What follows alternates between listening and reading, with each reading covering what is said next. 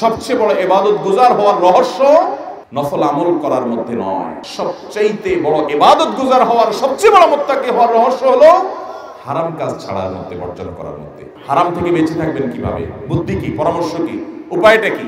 উপায় নাম্বার 1, কোনটা আল্লাহ তাআলা হারাম করেছেন, নিষেধ করেছেন, সে সম্পর্কে জেনে আপনার মধ্যে সেগুলোর কোনটা কোনটা আছে পারলে একটু একটা ডায়েরিতে নোট করে ফেলেন এবং প্রায় দিন ওইটা উল্টে একবার করে একটু দেখেন। দেখলে আপনার ভিতরে বিবেচনা বোধ আসবে, জাগ্রত হবে, আপনার ভিতরে চেতনা জাগবে যে আমি হারাম, এতগুলো হারাম আমি বয়ে বেড়াচ্ছি, আমার মধ্যে আছে। আপনার মধ্যে ভালো হওয়ার তাগাদা ফিল হবে। ভাইরা আমার, একসময় মানুষকে ভালো হতে হয়। আমরা কবরমুখী জীবনে এগিয়ে যাচ্ছি, প্রতিদিন কবরের দিকে আমাদের একটা দিন চলে যাচ্ছে, একটা কদম আগায় যাচ্ছে। কখন মালাকুল মউত হাজির হবে আমরা জানি না। নিজেদেরকে সংশোধন করতে হবে কি হবে না ভাই?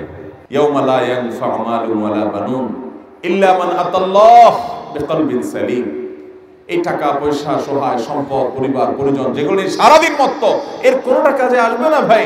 অন্তরটাকে পরিচ্ছন্ন করে, পবিত্র করে এটা নিয়ে যদি যেতে পারেন তাহলে এটা আল্লাহর কাছে কাজে দিবে। আল্লাহ বলবেন তোমাকে একটা পরিচ্ছন্ন অন্তর দিয়ে পাঠাইছিলাম, সেখানে গুনাহ দিয়ে এটাকে কালো করে নিয়ে আসছো, এজন্য শাস্তি হবে। এজন্য ভাইরা, হারাম থেকে বাঁচার জন্য, গুনাহ থেকে বাঁচার জন্য তালিকা করতে হবে। তালিকা করে ওইটা মাঝে মধ্যে দেখবেন। শুধু দেখলেই আপনার ভিতরে এক ধরনের বিবেচনা তৈরি হবে যে আমার এগুলো থেকে বাঁচা দরকার।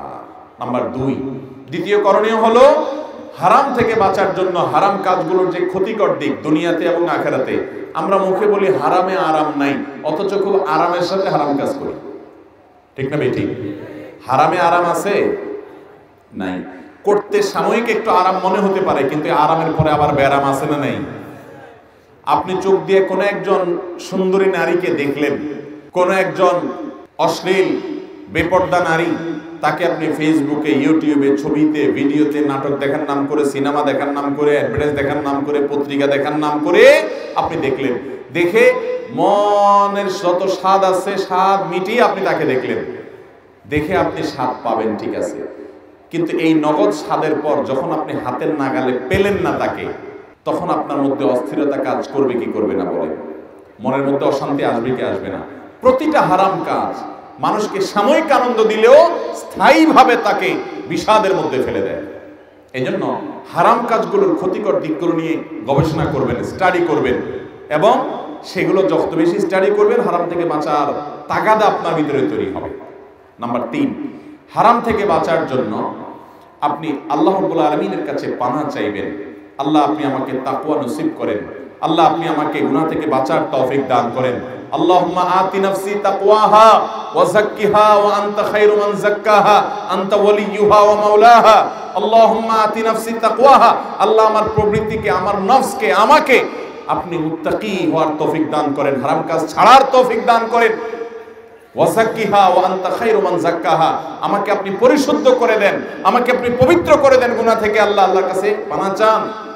আর 4 নম্বর করণীয় হলো হারামের পরিবেশ থেকে বের হয়ে আসেন। কিছু হারাম আছে যেগুলো পরিবেশের কারণে হয়, ওই পরিবেশ থেকে সরে আসবেন, আল্লাহ তাআলা বাঁচার তৌফিক দিবেন।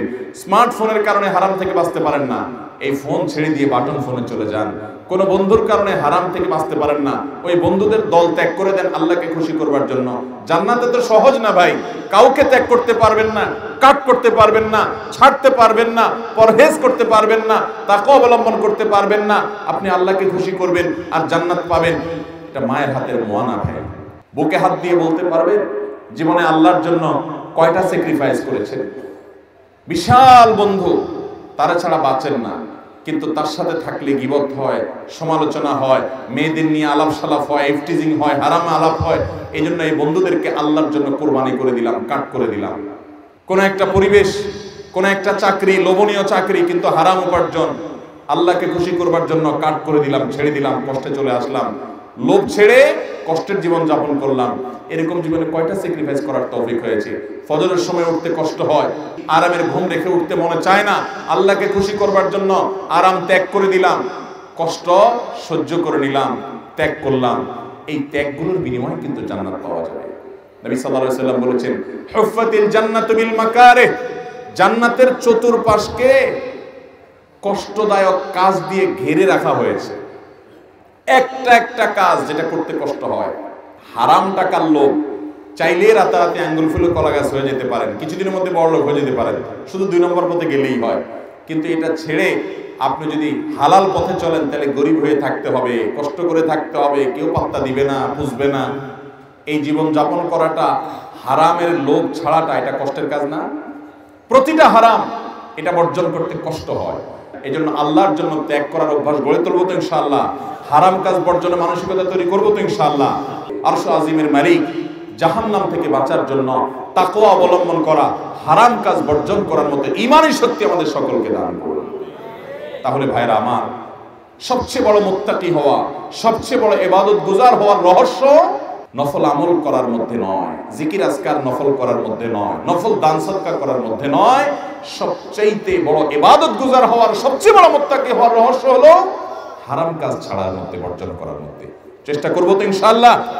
আল্লাহ রাব্বুল আলামিন আমাদের সবাইকে সব ধরনের হারাম কাজ বর্জন করার তৌফিক দান করুন।